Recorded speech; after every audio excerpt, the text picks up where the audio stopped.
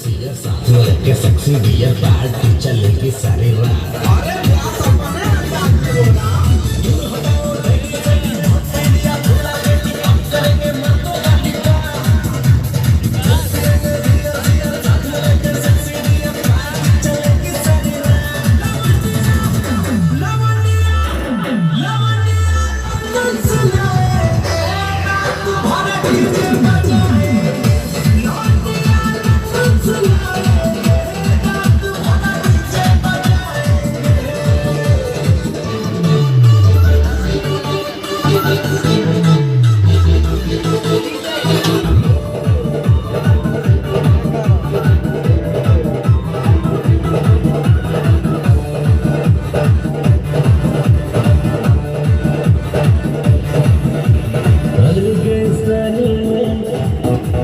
cigarette जलाएंगे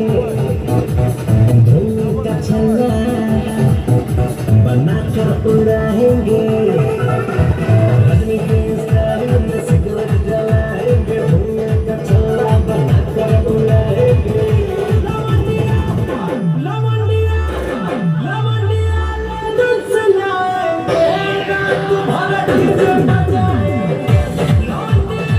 dance लाएंगे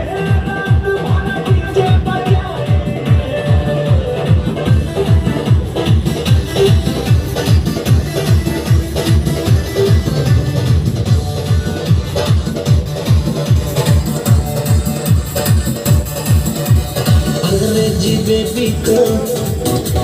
देसी खिलाएंगे भोजपुरी गानों पे